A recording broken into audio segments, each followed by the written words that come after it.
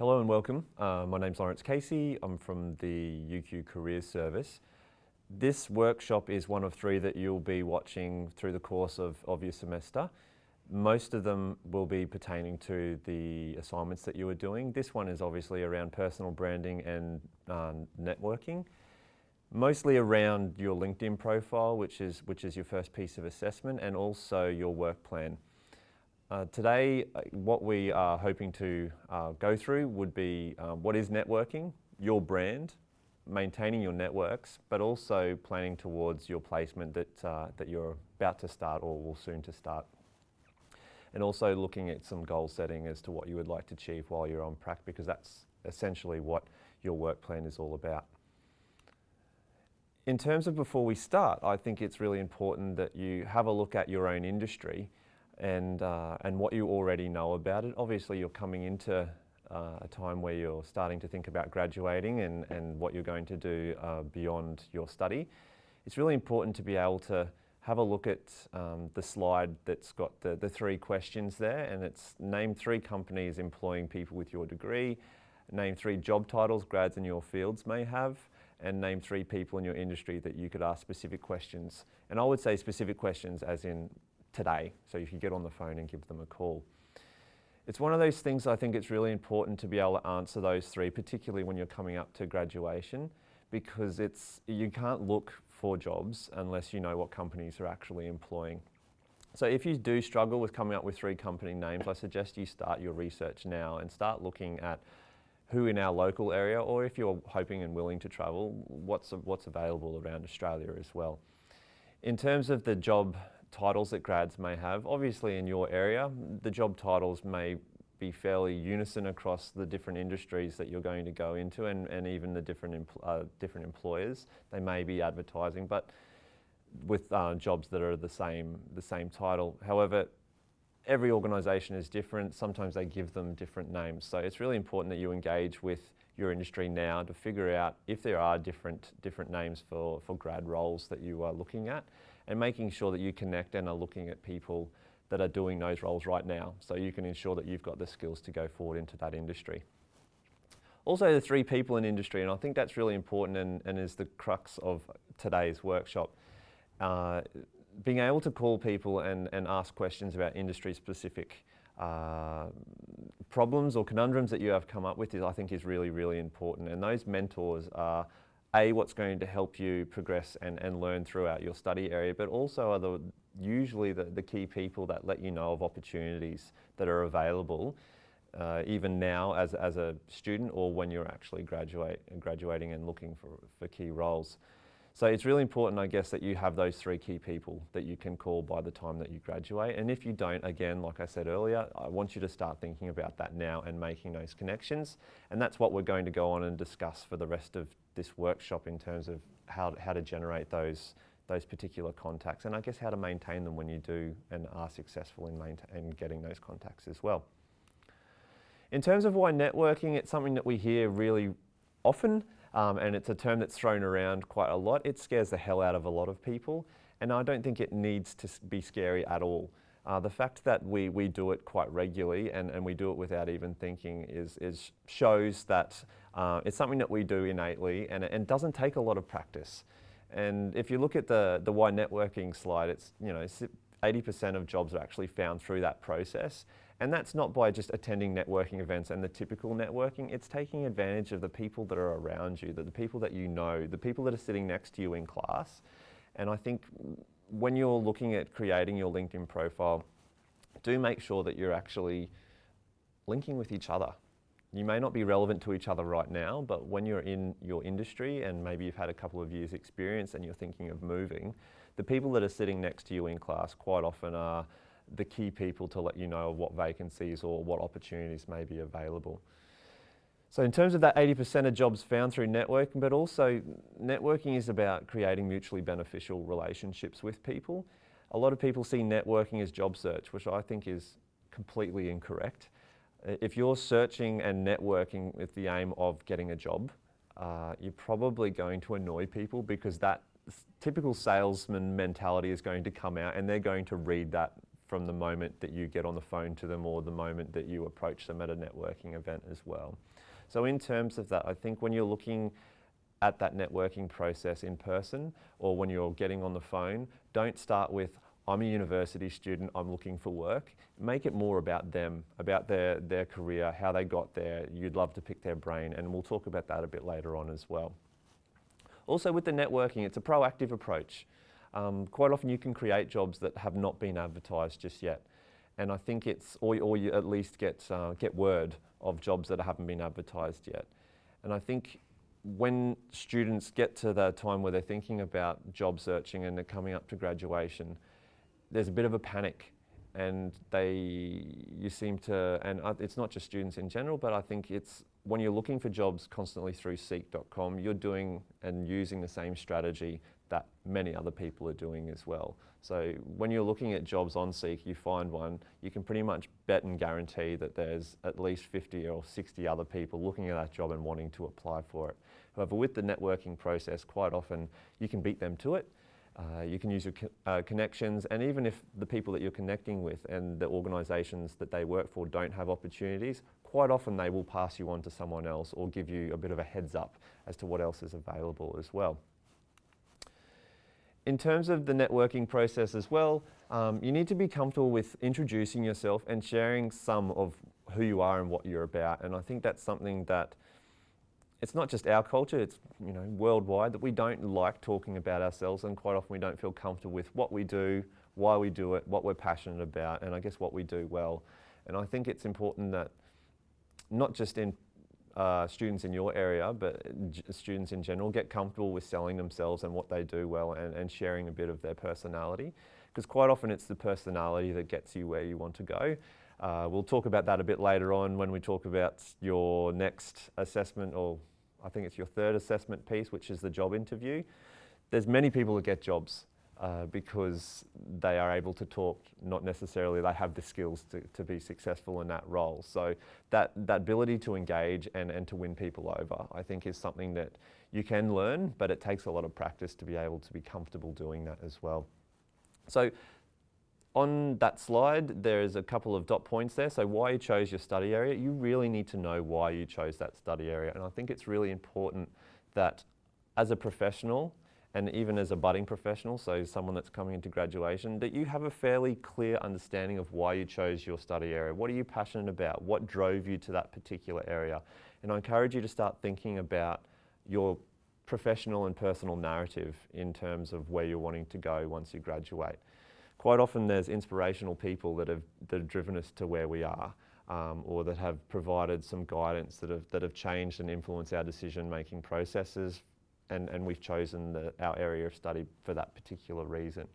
Also, it seems quite basic, but even that second dot point on the slides where it's talking about something on your bucket list, quite often can be used just to get to that personal level of the networking process.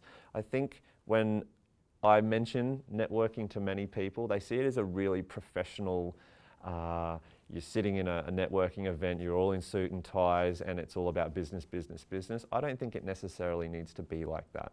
I think if you can get it to a personal level by sharing a little bit about yourself, maybe asking them something that they've ticked off their bucket list, that can actually start and create a different dynamic between you and the people that you're wanting to connect with. And I think the sooner you can take it to a more personal level, I think the sooner they're actually going to be able to help you and be willing to help you seek other opportunities, and maybe give you a heads up when other opportunities are around as well. In terms of your hero and inspiration, I think we should all have something in mind with that, because quite often the questions are, so, who do you actually look up to? What made you choose this particular area? Quite often that is quite a personal story, but there's usually someone that has influenced your decision to go into the area that you are. It doesn't have to be someone that's industry specific. It can be someone that was just, was a great person to talk to, and actually really gave you some words of wisdom that you've taken forward into your study area and your career. So I think networking is definitely a lot easier than many people think. You're already doing it and you already have a network base. So in terms of that, I actually talk about your networks that are personally, so your friends, family members, aunties, uncles, cousins, all those sorts of things. Quite often, it's not unheard of for people to get opportunities because of family members that they know. And I think people are reluctant to actually go down that route because they see it as taking advantage of. Yes, it's taking advantage of, but it's actually putting yourself first and looking after yourself and trying to generate opportunities with the means that you have available. So in terms of that professional networking, you're in or about to start your placement soon or your internships, that is an amazing start to get some professional networks if you haven't started already. And take that opportunity when you're on those pracs to introduce yourself to anyone you possibly can. I think that's really important to take advantage of those opportunities where you are meeting, professionals that may not even be in the firms that you're working in, and you're dealing with people on a daily basis on the phone. So make sure you're actually using those opportunities to let them know that, that you're out there and you're a student, you're on internships, and trying to generate some interest in you from the very get-go when you start your professional placements. Also, people that we meet briefly, and I think that's one of the most untapped resources. When we meet people, it's very, very easy just to brush them off, even at a networking event where maybe, you haven't connected with them straight away. Quite often we're quite quick to dismiss those types of people. Generally speaking, the quietest people in the room are potentially the ones that can be the most helpful and provide the most insight. So do take the time to ask people questions and engage with people as much as possible, because if you take an interest in those particular people, quite often you can generate a whole heap of information that you may not have gained any other way. There's a question at the bottom there, how many people did you engage with today? If I think about it now, people that I haven't met before, I would say there would probably be at least 6, and I think at last check it was just coming on to 11:30. So in terms of that, take advantage of the people that are even just around that you meet every day.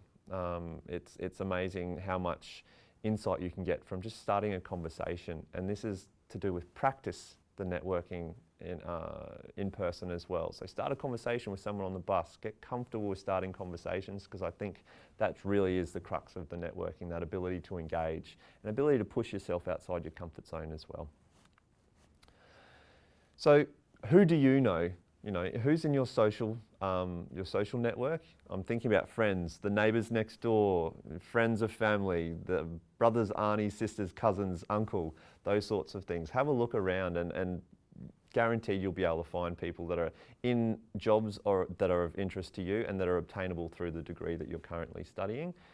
Indirect circles, we think of our doctors, dentists, accountants, friends, all those sorts of things as well. I come from a background in welfare. My family doctor was an amazing contact to have, just through prescribing people, referring people to other organisations. So every time I'd actually go in to see him, he would have a chat about my career and what I'm doing, and I would always get some kind of information from them. And I actually got some really amazing contacts through even just having a 5-minute chat to him whenever I'd go in. Also professional associations, and I think that's where you really need to take advantage of that while you're at university. The JACS group as well, I think, is something that you should really be getting involved in. But also, professional networks, they have networking events quite often. Recruitment consultants, I think, are really important as well, because quite often they are attached to those networking events and actively promote them as well. And also, and this is what today's all about, is the networking profile. So your use of Facebook, your use of LinkedIn and Twitter and all those sorts of things, you're creating an online presence and you're creating an online brand. And I think that's really important, particularly with people in your industry, because you need to be quite confident in those online technologies, because it is ever evolving. I was watching a skit on YouTube just the other day where, it was a millennial being interviewed for a job, and even though it was satirical, they were saying that Facebook is now for old people. So, I mean, that makes me feel old, but it's one of those things that is ever evolving, and it's really important that you are taking advantage of those online networks as well. So what I'd like you to do is, there's a bit of a rubric there, social, professional and other, and what I want you to do is come up with 2 people that you think would be beneficial to you within your own career. And then what I want you to do in the third the third column there, is what I want you to do is have 2 different contacts from those people that you've come up with each one. So with your social, I want you to come up with 2 friends or 2 family members or whatever it is, and then 2 other contacts you could potentially gain from those 2 people that you've thought about. Wanting you to start thinking about where you can generate your networks and how you can generate your networks as well. So press pause now and then have a go at that. And then what I want you to do, rather than just write it down on a bit of paper, I want you to actually make sure you make contact with those people. And when you set up your LinkedIn profile for this particular assignment, I want you to then go and add those people or try and find them and add them to your LinkedIn profiles. Networking does work, but it's one of those things that many people think about after the fact. And as the slide says there, you've got to dig the well before you are thirsty. And I think that's where a lot of people go wrong. They set up these LinkedIn profiles, they let it sit there, they don't really engage with it. And then when it comes to job search, like, oh, I've got to madly search and I've got to madly connect with people. And I don't think that allows you to be strategic, because you're usually acting via emotion or stress or panic in wanting to develop your networks for a specific reason. That's job search. And I don't think you should be networking that way. So start now. So from the moment that you finish your LinkedIn profile for this upcoming assignment, I want you to start engaging with it and making the most of the experience, because this assignment is not meant to be laborious or onerous. It's something that's 100% practical and that you'll get a lot of value out of. Particularly, you're creating an online profile that you will be using, for the rest of your career. In terms of developing your brand, it's something, particularly in your industry, that's really, really important. And it's something that is gaining a lot of traction in a lot of other areas as well. I really like this quote by the Amazon founder: "Your brand is what other people say about you when you're not in the room." And I want you to think about that now and think about what perceptions people may have of you and whether you agree with that, whether there's something that you would like to change about that, because that sticks. So I want you to consider that statement and see whether you're happy with what's coming up in your mind about what people may say about you when you're not around. Now, in terms of why have a personal brand, and I think this is where it's really, really important. There's the new economy. So when I talk about the new economy, it's the fact that I think the statistics says by 2021, 60% of the world's workers are going to be self-employed. So we're no longer sticking in the one job for 20 years and allowing them to, publish information that we've published or written. We are 100% responsible for the content that we generate.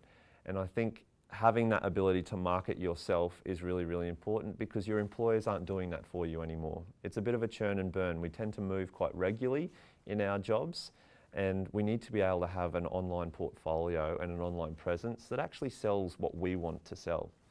And that comes down to that ownership. With having online portfolios now on online social media, we have ownership of what people see and know about us. And I think that's an incredibly valuable tool to have. And that follows on to that third point there, where it talks about that expert status. You can actually put out yourself, or I guess design yourself into an expert. And I think that's where we've seen that happen quite a lot. I think of, it's Belle Gibson, who was the self-proclaimed natural cancer cure person. She put it out there that she was an expert in that particular area and sold millions of dollars worth of books, and it actually came back that she had no idea what she was doing. She was just amazing at marketing herself.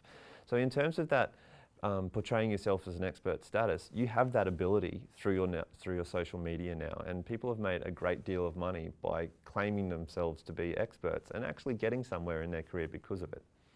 Now, in terms of the differentiation, I think the information and what we sell, that's what differentiates ourselves from the people sitting next to us. It's our experiences, it's our knowledge, it's what we've produced.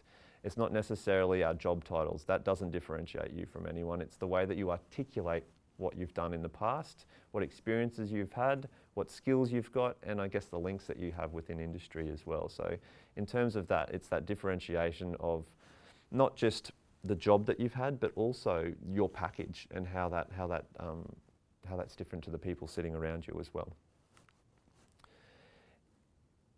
In terms of how do people research you, most of the times it's all online. Very few people ring contacts anymore. The first thing they do is go straight to Google and try and Google who you are, what you're about, and I guess what online presence you do have. I know with my own recruitment processes, I have engaged with most of the people's social media and what they've put up there. Keep in mind that in the recruitment process, they will be doing that with you as well. So it's one of those things you need to be careful with what's made public, and I guess what you put up there says about you, because it can actually derail your brand as well. And with the two key people I see there with Carl and the founder of Virgin, everyone has a perception of them. They've created their own brand. You know, they're both white males from a Western culture, but they have vastly different attitudes, and they definitely exude that within their social media and I guess what they put out on public, in the public forum as well. So you can actually generate, whether it's popular or not in terms of Kyle there, it doesn't really matter, but definitely he's seen as a definite personality and someone that has a very definitive brand. In terms of the social landscape of the online forums and particularly the networking process, 1.5 billion people engage with social networks. That's 80% are regularly, and that says 4 times a week. I would suggest that if we're honest with each other, I think we are definitely checking it more than 4 times a week. But I think what's more important is 70%, and it's growing pretty much every year, 70% of companies use social media of some way, shape or form. So it's really important that you do get on board and are familiar with what companies are using, how they're using it, and that you have some sort of understanding of what content they're actually creating, because it all comes down to your own research when you're looking for work, what they're putting out there, and it allows you to start conversations. So in terms of that, we do a lot, but we don't tend to go anywhere. 28 hours a week we actually spend online, whether it be emailing, searching, researching, paying bills, all that sort of thing. So one of those things that we really need to be on top of, and this is why this assignment is so important, because those of you that haven't got a LinkedIn profile, it's something that is incredibly important to your career and also your professional brand that you want to get out there. So in terms of your brand, it always starts with an elevator pitch. And I think it's one of those things that you really need to start polishing up on now, because as part of your LinkedIn profile, you will be required to upload a short video that's essentially a sales pitch that you want to be made public. In terms of that, you really need to be articulate and clear with who you are, what you're about, and what you're passionate about. It also allows people to see what energy that you do have, and I guess it gives them the ability to see a personality rather than just a resume or some words written on a LinkedIn profile as well. With that part of this assignment, it's really important that you take some time developing that video. It shouldn't be something that's sort of shot in a really dark room. It shouldn't be something that's thrown together really quickly. It's a really great way to start showcasing what skills you have with editing software. It doesn't need to be too polished, but I would definitely ensure that you spend some time making it reasonably professional. I say that kids are born with iPads in their hands these days, so I think it's almost a given that you have some skills with editing software, with filming and those sorts of things. So it's a great spot to actually showcase what you can do and give, I guess, a more personalised approach to your LinkedIn profile by uploading that video straight away and giving them something to look at when they're looking at your profile as well. What I want you to do, there's a link there, it's a YouTube link. I'm going to be perfectly honest and say the acting is absolutely horrendous, but it does show what a good elevator pitch. I think the content's quite good, but it does show you what an elevator pitch can look like in the real world. And it's something that, even though you will be talking to different people, I think the content can be reasonably the same. The one that you're about to watch is quite clearly after some kind of presentation, and I think it's something that you will be faced with in the not too distant future, where you're going to networking events or big scale, parties, whether professional parties, those sorts of things, where you are meeting people. And I think watching this, even though it is poorly acted, will give you a good understanding of what it potentially could look like. So after watching that video, what I would like you to do now is try and write your own. And keep in mind that it needs to be 60 seconds or less. It needs to outline your skills and what you have to offer. There should also be a bit of a goal or an ask, or what you could actually do to work together with that particular person or organisation, or what you have to offer that organisation. So there's a couple of questions there that I want you to consider. What do you do? What do you do well? What's your greatest strength in your area? Or maybe the best compliment, or maybe the best experience that you've had. You're all going into placements now, so I'm hoping there might be some content generated through your placements that would really add value to your elevator pitch, because you can talk about what you did. Also, your motivation. It's really important to talk about where you want to go, what you want to do, and that's where that passion comes in. And you can really sort of talk about what sort of area you'd like to go in. I know previous students have been really interested in sort of health and nutrition and lifestyle blogging and those sorts of things, and that's something they're really passionate about. And that really comes through in your sales pitch. If you believe what you're saying, quite often that's the most engaging part of meeting people and networking. So have a go at writing your elevator pitch. It doesn't have to be polished, but I would definitely encourage you to start thinking of one right now. All right, so with the assignment, I'll talk a little bit about that now. LinkedIn is not a difficult program or a difficult social media to engage with. I sort of frame it as a professional Facebook, and it's one of those things that you get out of it what you put in. If you set it up and just let it sit there, it's not going to be all that helpful. People will not just stumble across you. If your profile just sits there, you will not get opportunities provided to you if you just don't engage with your LinkedIn profile once it's done. So in terms of that, once you set it up, you'll have the ability to upload your video, you'll have ability to upload a professional statement, which sort of goes on to the top of your profile as well. And then what I want you to do is, it's almost a cut and paste. If you've got a reasonably okay resume at the moment, it's almost a cut and paste of your experiences thus far, different jobs that you've had, what skills that those jobs have taught you. But then there's the ability to share content. And I think that's the most important part that gets you noticed. So when you are developing your LinkedIn brand and your LinkedIn profile, make sure you're reading relevant content, that you're commenting on different blogs, that you're reposting interesting articles that are pertinent to your passion areas and maybe your industry. And that's, I guess, how you can create a bit of a brand for yourself as well.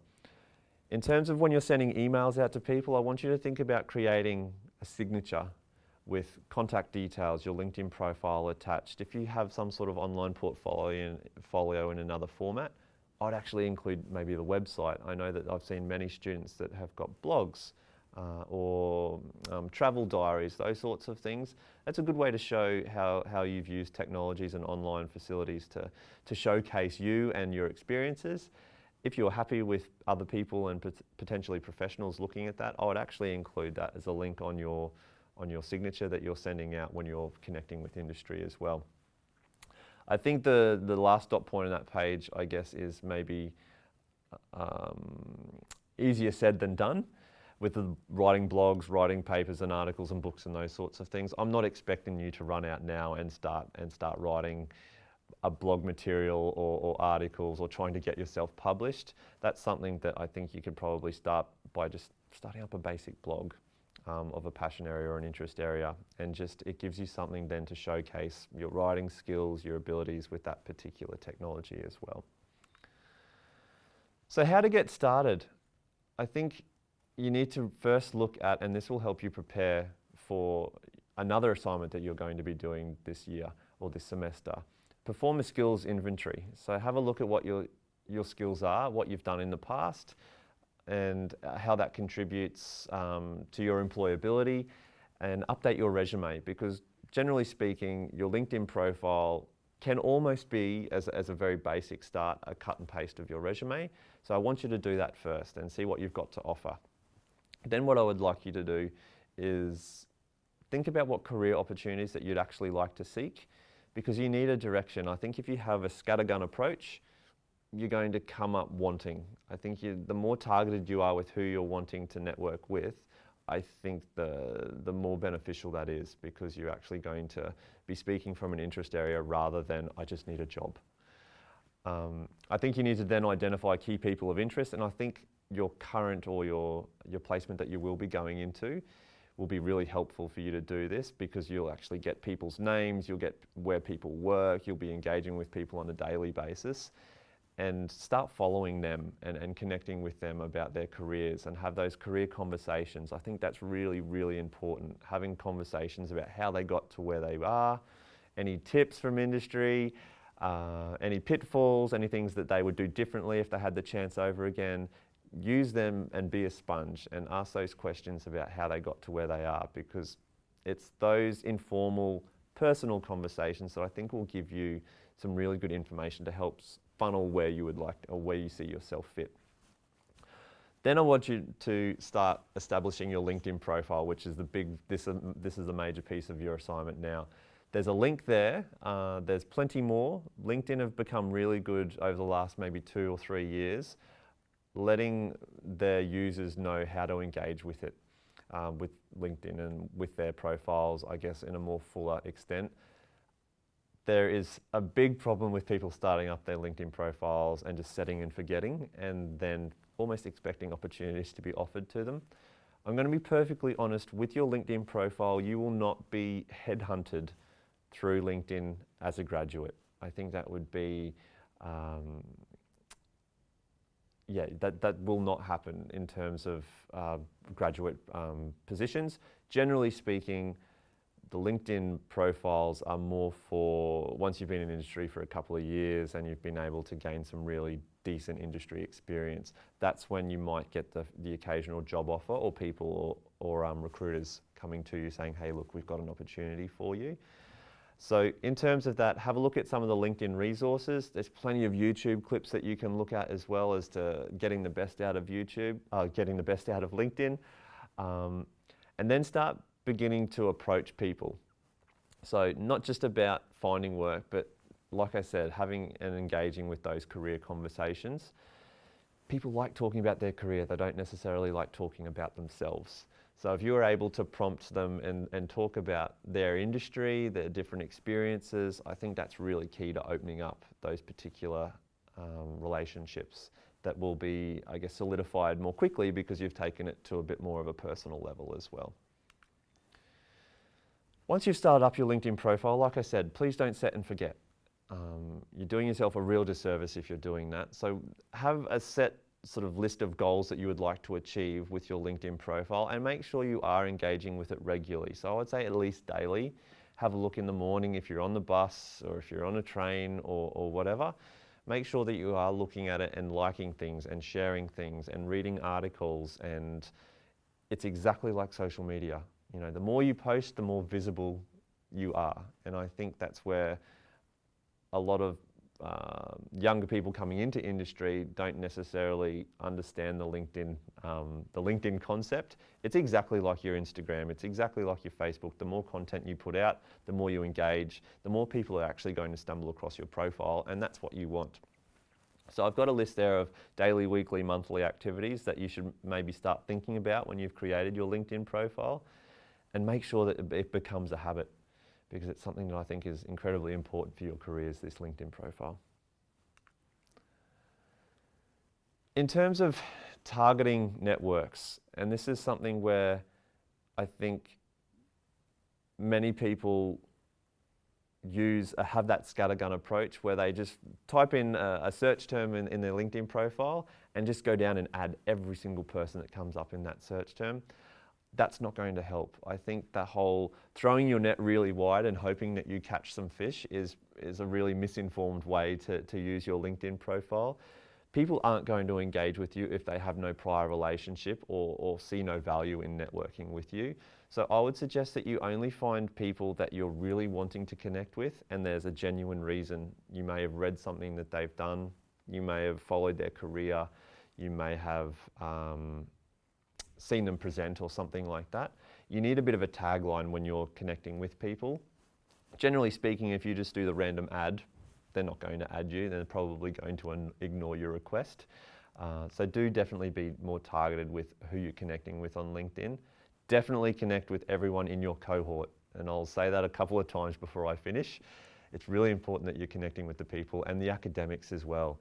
Caroline is an incredibly connected person, and I'm sure she would be more than willing and able to connect with you, and she would be a great source obviously going forward in your careers as well. So definitely add Caroline. Sorry to drop you in at Caroline. So how do you approach a contact? Now with LinkedIn, unfortunately, over the last couple of years, they've got now what's called a professional membership. In times gone by, you used to be able to message people substantially, so with substantial sized messages. And for you to do that these days, they now charge you a $25 a month fee to be able to send, I can't remember what it's called, linked mail, I think it's called, or in mail or something like that. What I would always encourage you to do is find people you want to connect with, Google search their name, because 9 times out of 10 you can actually find their contact details and their direct contact details via Google search. It's amazing, you can find anything about anybody on Google, and send them an email. And I've given you a bit of a guide as to what you could potentially say. I take a really informal approach to connecting with people, and it seems to have worked with me in the past. And I think it's one of those things that if you show an interest in their career and what they are and who they are, you're more likely to get them to respond. So what I've got up there is, I guess, a bit of an example of what I've sort of pared it back a little bit, but what I would generally send to someone that I'm wanting to connect with. And I'd encourage you to master a bit of an approach letter, I call that, and start connecting with people via email first, and then asking them if you can attach or friend them on LinkedIn, or linked with them on LinkedIn, I should say. In terms of what's available to you through my service, you get 6 appointments per year. Those appointments can be booked through Student Hub. It's really important that you do book in those appointments before the assignment is due. I know I've offered these services to students of this cohort in the past, and they've tried to book appointments with me 2 days before the assignment is due, wanting feedback on their LinkedIn profile. You're probably not going to get me if you try and book in that late. We're generally booked out, particularly in the first couple of weeks of semester, up to 4 weeks. So I would potentially book in an appointment now while you've got some time, and then once it comes time for the appointment, you can attach your LinkedIn address to that appointment, and I can look at it then. So try and secure those appointments as soon as possible. Now, I've been asked to talk about the work plan as well. I guess this is probably one of the most important parts of your intern experience, because it's really important to set some goals that what you're wanting to get out of that experience. From what I understand, you need to be doing this with your supervisor, because that enables you to set realistic goals as well, but also to allow your supervisor to know what you would like yourself to get out of the experience. Quite often with internships, it's quite easy to get caught up with what they want you to do, but obviously it's a learning experience for you. You're not a worker, you're a student, you're learning the industry. So it's really important that you put some thought into what you want to get from that experience and how that ties into A, your own career goals, and B, your own passions. And asking for those opportunities. The worst they can say is no, but for your own progression and I guess for your own motivation throughout your internships, you really need to make sure you're not just plodding along doing the work that's given to you, but you're actually starting to progress on goals that you would actually like to improve on. Definitely look at your work plan as a way of improving some of what you feel are some of your weaknesses. So maybe you aren't as confident in business development or dealing with external stakeholders. I would use that on your work plan as one of the key goals that you would like to achieve, to become more confident in engaging with those external stakeholders. Because in your area, that's something that you're going to have to do. You're going to have to be able to communicate well. That said, your cohort, I've found, have not struggled in that area. So when you're setting those goals, make sure that they are realistic, but they are definitely in line with things that you would like to improve about your own professional manner, and also maybe it's something specific in terms of technology or writing ability, or maybe using some sort of social media that you're unfamiliar with. In terms of what services or what help I can give you, it's only those appointments. I don't really think it's helpful for you to send me email saying, can you give me feedback on this? I like face-to-face stuff. I appreciate that a lot of you may not be able to get in person. I do offer Skype appointments as well, but they still need to be booked. So you still need to book an appointment slot in Student Hub, but say that you would like a Skype appointment. I can offer email feedback, but then it's really sort of very one way, and we can't have a discussion about other things as well that might pop up as well. So in terms of the LinkedIn profile, have a look at what resources are around. Definitely spend some time articulating what skills that you've got and what you've got to offer. Start connecting with people of interest, because the assignment is really about not just the presentation of your LinkedIn profile, but that you're using all the functions that are necessary to make the most out of the profile itself. So make sure you are following relevant bodies, that you're contacting or following specific businesses or firms, that you're posting content. You are not going to get marked on how much you post. It's the fact that you're actually engaging with all the functionality within the LinkedIn online portfolio as well. What I would encourage you to do, if you do have a blog, if you have got some work that you have that's not caught up in intellectual property of a firm or some other work that you've done, you can always attach those documents as well to the jobs or the roles that you're discussing on your LinkedIn profiles. A lot of people now use their profiles as an online portfolio. So examples of work, links to videos that you may have created, links to your YouTube channel or something like that.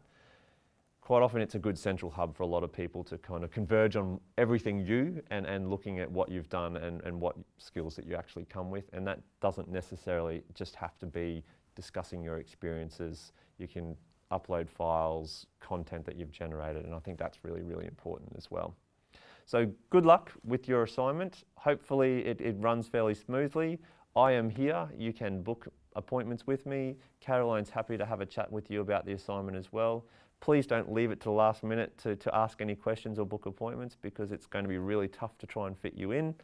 And I will see you again for your next assignment piece. Thank you.